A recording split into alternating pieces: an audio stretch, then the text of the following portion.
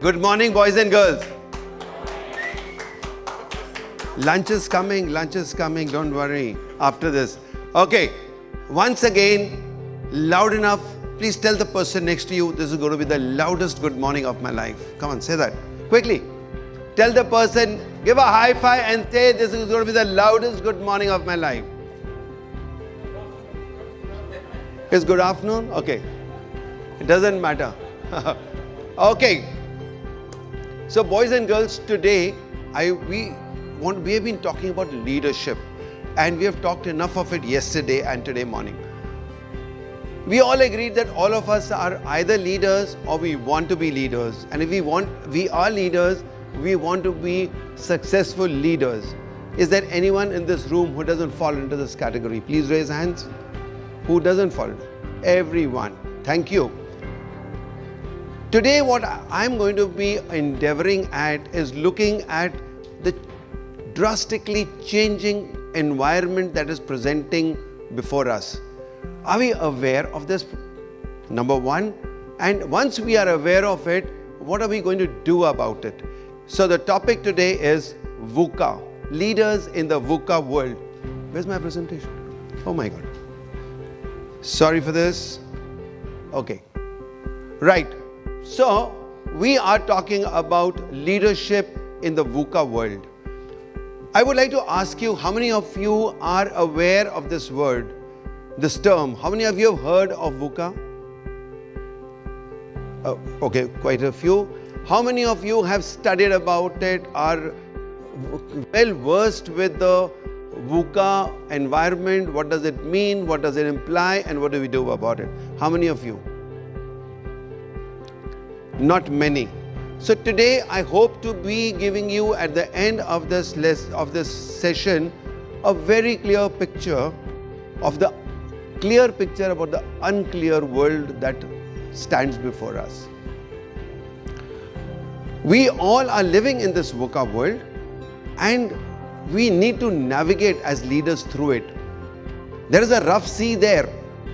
I can do nothing about that sea. I can do nothing about the waves. I can do nothing about the winds, but I can do something about how to swim in that. We'll have to adjust our sails. We can't have the environment changing. We have to change according to the changing environment. So Vuca is an acronym, and it's taken with these four words: Vuca, volatile, uncertain, complex and ambiguous. This is the type of world that we are facing now, which is turning out to be the new normal world. Change is the only constant. We've been hearing about that. When I was a young boy, things were changing. And my grandfather says that when he was young, things were changing then too. Then what is the difference between that change and the change today? Anyone? Yeah? The speed at which it's changing. So today, even when I'm talking to the college students, and I do a lot of work on college to corporate, I talk about the greatest challenge that you have in front of you today is the speed of change, coping up with the speed of change. That's the biggest challenge we have. And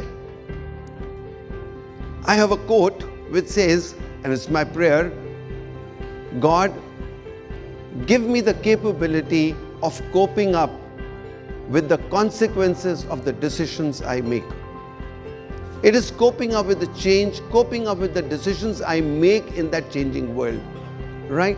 So this term Vuca was taken from the US Marine Corps, where in the late 90s, they realized that the world was changing far enough.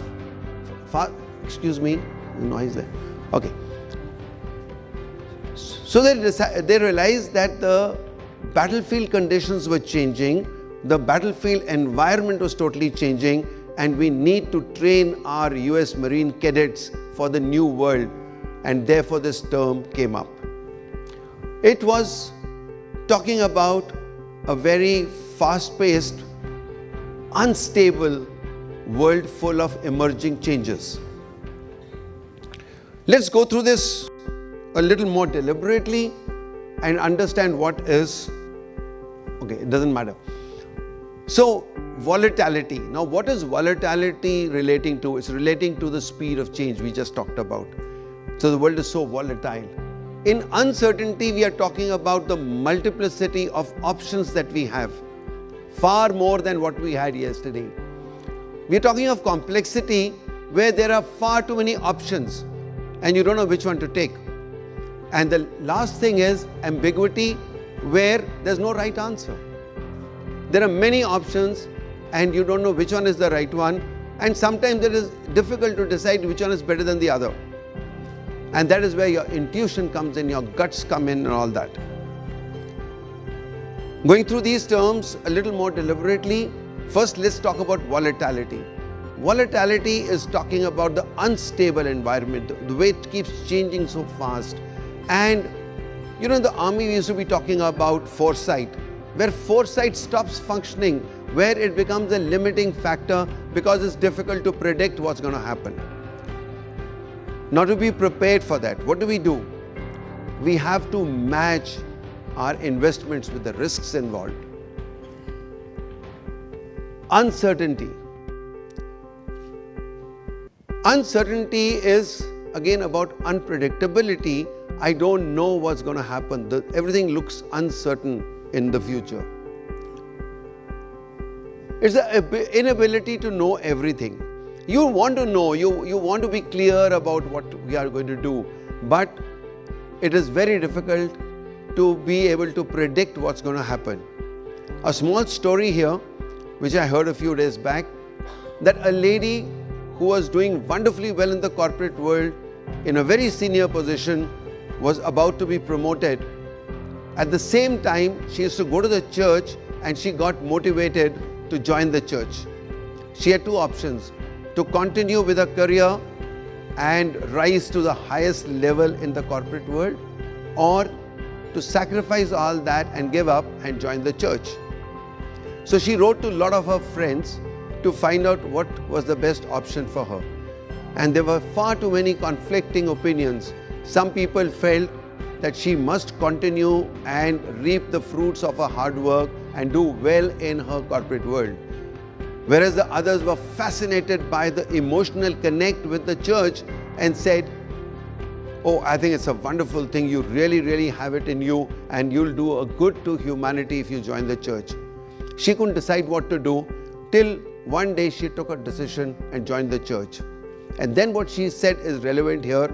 She said, all the time I was looking for clarity, but the moment I had commitment, the clarity obviously came up. Once you decide to do something, the clarity will come. But when you keep juggling with a lot of options, the clarity vanishes. Complexity. Now this is what complexity looks like. And if you all reflect in today's world, in your day-to-day routine, aren't we facing this complexity all the time? Let me explain to you a little bit about the three terms that I understood on the nature of a problem. The problems can be classified either into a simple problem, or a complicated problem, or a complex problem. A simple problem. A simple problem is, okay, I have to go from here, from the airport to, let's say, Colaba. I know there are options available. I can go by train, I can go by cab, I can go by bus, I can even walk. I also know what time I must reach there. I also know my resources. Can I take a bus ticket? Can I afford a cab? How much time do I have? Various juggling factors, but I know that I have to meet all these conditions. I can take up an option and solve this problem. That's a simple problem. You know what you have, you know where you have to go, and you have to just look at the best option. Complicated problem. For example, manufacturing an aircraft. I know that I need an aircraft which should be able to fly at, let's say, 30,000 feet. I know that it must fly at a speed of, let's say, 200 miles per hour. So I know where to go. But do I know how much time I'll take to go? No. It's a complicated problem, from design to the structure, to the construction, to the marketing. Whole lot of things are involved. Too many people are involved. Funds are involved. Availability of stores, procurement, etc., etc., etc. So it becomes a complicated problem. The complex problem, on the other hand, is I don't know where to go. I can't see, I can't predict what the terminal objective is. And the example is when you have a child. You have a baby, a 20-year project to convert that child into an adult. You can't predict what this child should be after 20 years. You know that you'll keep doing your best, you know somewhere the direction, and you keep moving towards that direction, hoping that you will be able to convert this child into a wonderful human adult. This is a complex problem, and that is the complexity of problems today. You don't know where you're going, you don't know where the markets are going. You've seen companies, big companies, shutting down in no time because they couldn't match up with how the things were changing. They couldn't predict what was happening. Nokia, Kodak, whole lot of examples are there. And the last one we talk about is ambiguity. Ambiguity comes about haziness. Haziness, that I don't know what's ahead. There is fog, there is dust. I can't see what is in front. Okay, and this is another element we have to struggle with. Now, having understood what this world is, where 4 elements we talked of volatility, uncertainty, complexity, and ambiguity, now the question is, how do we navigate through this? And that's quite interesting. The solution, strangely, also comes from Vuca. And this time, the answer is vision, understanding, clarity, and does what it does. Is my why strong? We are still talking about the Simon Sinek's golden circle. How do I start with why? Do I know why I'm doing what I do? If that is strong, it is communicated, everyone lives that purpose, then your vision has been created to and communicated to right to the last man. So that this company I was talking to you will not say, I don't know what are my values. And almost every corporate program I do, I certainly make sure to, or at least attempt to ask people in the audience, do you know what your company does? And try to find out if the vision has been percolated down to them or not. You have to live that. You have to live that vision. And then is a strategic and long-term perspective that if you have that in mind, then you know the direction you are going on is right. So the second thing, so first thing we said in our Vuca as an answer to the Vuca environment was vision. The next one we talk about is understanding. Do we understand what it implies? Do we understand what are the various things that are going to affect us? So it comes from curiosity, where you challenge the status quo. Am I going to do what I was doing 10 years back? No. What worked earlier, what worked today may not work tomorrow. Am I updating myself all the time? Am I challenging? Am I asking questions that is this what will work now or not? Empathy. Again, all these things have been talked so much in our leadership discussions yesterday. Empathy is, do I know what these people are wanting? You know, yesterday I had asked a question in that leaders panel discussion. Let me tell you, millennials today, they have their own way of working, they have their own objectives, and many of us at my age do not relate to them as easily. So if you don't have empathy, you don't know what are they, where are they coming from, what are their desires, what are their ambitions. If you are not aware of them, we have a mismatch. And that is quite a serious problem in the corporate environment today, at least in India, where the way we think in our senior leadership positions is not the way these people think. If we don't bridge that gap, we are in trouble. Open-mindedness. I have had the occasion to do a corporate training program for a senior leadership team where I was told that candidly the HR person said that we really want to change the mindset of the CEO, who also happens to be the owner of the company. And he, in a company which was dealing quite a lot in creativity, was coming from the old school of thought that people must come in a tie, they must be on time, etc., etc. And they said, sir, these people are creative, give them a creative license, let them come in shorts, let them work from home. And he could not adjust to that mindset. You'll have to be open-minded and see what can these people do and how can I facilitate and provide that environment. The third thing we come to is clarity. My son is a photographer, and I bought a new phone, my Note 5, bought it by his suggesting because I wanted a good camera. And one day when I wanted a good picture, I gave my handset to him and said, can you take this picture? And when he took that picture, I asked him, I can't understand why with the same camera when I take a picture, and I was taught in the army that when you take a aim, you hold your breath so that you don't move, so the aim is right. So I thought, okay, here also it's shooting in a camera. So I also stopped my breath and did everything possible, yet my picture was not as clear as his picture. And then you know what he did? He just took out the mobile and he cleaned the lens. Dad, have you ever cleaned the lens? And believe me, I got my idea of clarity that day. Did I remove that dust? Do I remove the fog around me? What is clarity? Clarity is absence of obstacles, absence of hurdles. Have you been able to remove the hurdles that are there in front of you? You attempt that, you will get clarity. So that's very important. First thing is, let's simplify things.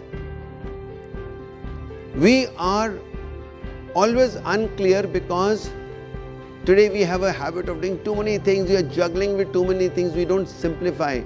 Also, somewhere in the corporate environment, again, one thing I see is a lot of jargon, a lot of complicated stuff. If something looks simple, it's unfashionable. How? You're handling such a simple thing. But we need to simplify things. We put them as simple. Particularly in our communications, the simpler you are, the better it will be understood. Intuition. Again, we talked enough about it.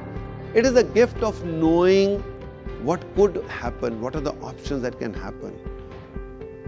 And somewhere your guts, somewhere out of your experience, you know what could happen. Am I prepared for that? And then systems thinking.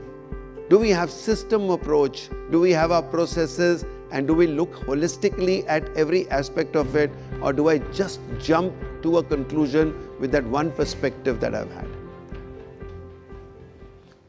And the last one is to handle ambiguity, we have agility and adaptability. I think today most of us have to be on our feet, and I've done it many times. You must have done it almost every day we do. I'll give you a small story. I do corporate training. We are in a camp and a company is coming in the morning, going back in the evening. Clearly they needed at least 2 days training, but you're all aware of the way we operate. There's a budget constraint, there's a time constraint, etc., etc. No. Brigadier, do it in 1 day. And they had lots of things to cover. They give you a list of 20 things to be done in 1 day.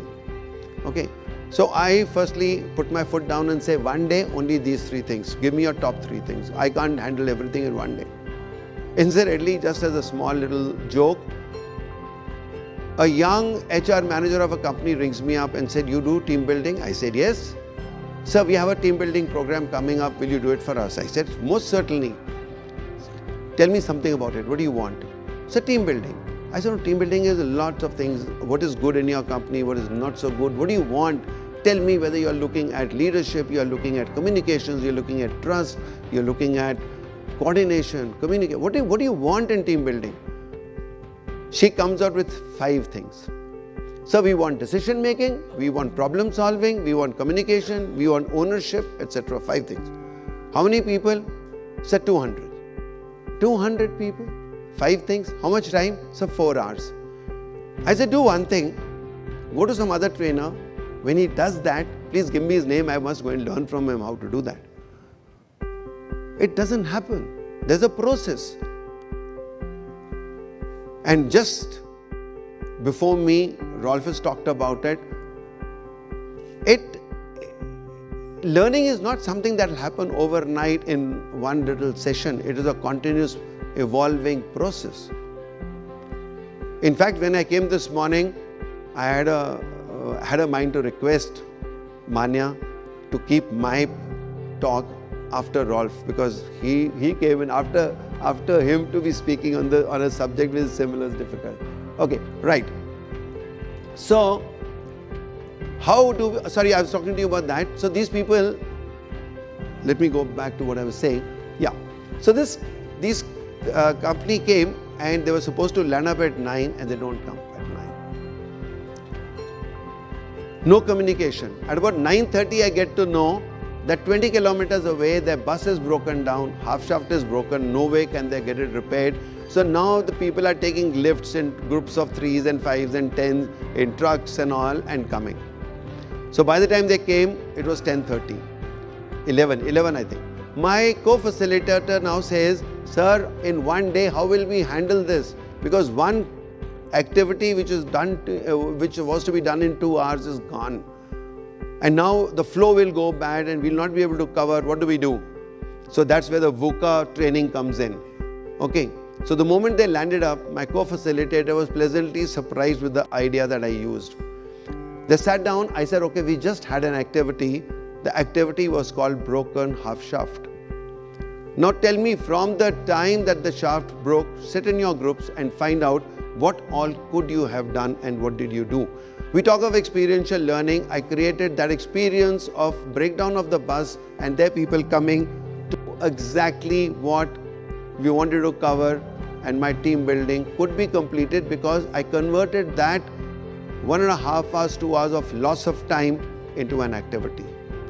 I've had a school. I was told by my staff that a school is coming for training. I'm all set, and when from the bus people start coming out, I find adults.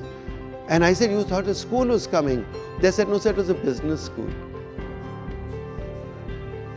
Okay, and in less than 10 minutes, I was conducting a program for business school students when I was prepared for a school students.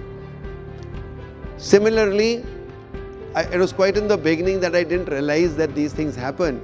I took it for granted that the audience that is coming to me will be English speaking. So I'm prepared with everything to be done in English. And when the people sit down, I look at them, they don't look like they would understand English. So I asked them, are you comfortable in English? They said no. So is Hindi okay? They said yes, Marathi is preferable. I said no Marathi, but I'll do it in Hindi. On the spot, I changed over my presentation from English to Hindi. That's the type of adaptability and agility you have to use. Okay, so whether these 3 points that are given there, decisiveness, innovation and empowerment. And I'm going to be talking a little more about innovation a little later, but look at how you are going to be thinking on the feet. Thinking on the feet is most important to be handling any VUCA situation. There's a guy who walked into a store and he wanted butter. He looked and he found only 1 kg butter. So he asked the salesman, can you give me half a kg butter? He said, sorry sir, we don't sell half kg, we only sell 1 kg butter. He says, no, but I want half kg, and I mean, why should I not get half kg when I want? He says, please hold on, I'll have to check from the manager. So he comes to the manager and he said, sir, there's some idiot there who's insisting on half a kg butter. And he finds that chap is standing right behind him. And he says, sir, and this gentleman wants the other half. Okay, so this man went away and the manager said, oh my God, you really think on the feet, you saved the situation. We could have been in terrible problem. Young boy, I have not met you before. Where do you come from? He says, I come from Mexico. Mexico? What made you come here all the way from Mexico? He says, I don't like Mexico. Either people play soccer or there are prostitutes in Moscow. He says, oh, my wife is from Mexico. He says, so which team does she represent? Now, this is the way you have to be thinking on your feet to be adaptable to a situation that comes up and you don't have time to think about it. Now, we were in an industrial age when we started, when there was a manager who said, I know it, please do it. And we moved into the information age where the manager converted into a leader and you said, we all know, let's do it. We have now graduated and we have come into the imagination age where a leader says, who knows, and let's go by what he says. This transition from information to imagination age is what the Vuca world is talking about. We will have to be more imaginative.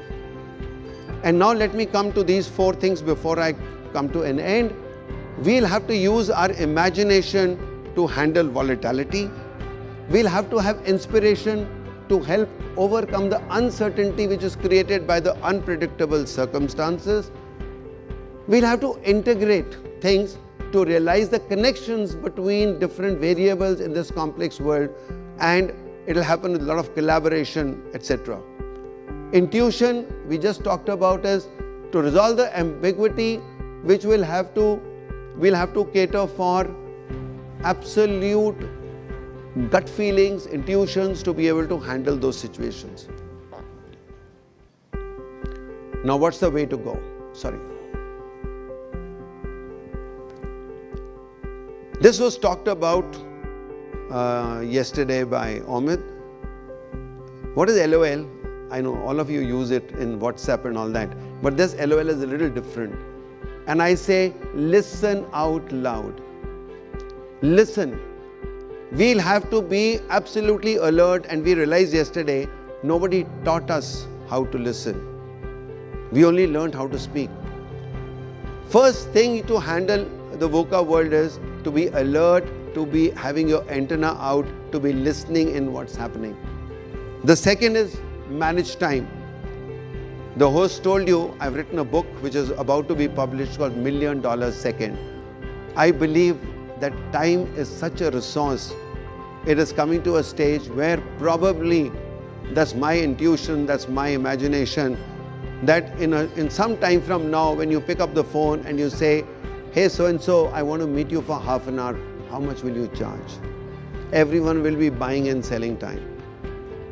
You will not be able to cope up with the type of time challenges that we are having, and if we don't understand the value of time, we will not be able to move ahead. I also go to the extent of imagining that there will be a time exchange. I may be charging 1,000 rupees for an hour and Rolf will charge 1 lakh for an hour. There'll be difference of what is the value of time I create and how much are people prepared for my time. This time is going to come very soon. Be prepared. Managing speed of change. I've already mentioned about it. We will have to be very particular about this. What are the 3 most important skills that you can acquire? Can I have from somebody? We have talked so much about it. Today, when you talk to children, do you know that 67% of the jobs that people do today will cease to exist in 10 years' time? I don't know how many of you know in this audience, what are the number of options, career options that a child has in class 12 today? When you're passing out from class 12, how many career options do you have? In my time, there were 3. You become an engineer or you become a doctor. If you're not capable of doing anything like this, become an army man. So I became an army man. Join the army. Right? But today you have many more options. Can somebody give me an idea of how many career options do people have today? Anyone? A guess? Let me shout out a figure. 20? Okay. In the Indian environment, now Rolf comes from, in India, there are 3,000 options. You go to a news website which has come up recently, it's not very new. It is called ncs.india.org, National Career Services. They'll give you 3,000 options available to a class 12 student. Today, all those who know of or teach children, or your parents of children who are in class 6 or 7, you really have no idea of what type of jobs they will do, because the jobs they will do don't exist today. Like 15 years back, you couldn't have asked a person, will you like to be a software developer? Okay, so you will have to develop some traits, some skills which are going to be able to take you through this Vuca world. Can somebody guess? It's imagination, innovation and creativity. You must encourage your children, must encourage your peers in your corporate environment to develop these 3 skills. They are the only ones who will take you forward. And then of course is teamwork, empowerment, outsourcing. The self-relevant, self-explanatory, and you know all about it. Now today we have data and we have processes, we have systems that we can predict a lot of things. Earlier we didn't have data, we didn't have the analytical options available. Today a leader will have to stay ahead of the predictability curve. If I know that in 10 years 67% of the jobs will not exist, I better be now prepared that after 10 years, how am I going to be operating? A leader will have to use his imagination and be ahead of the predictability curve. Thank you very much. I have finished. Any questions?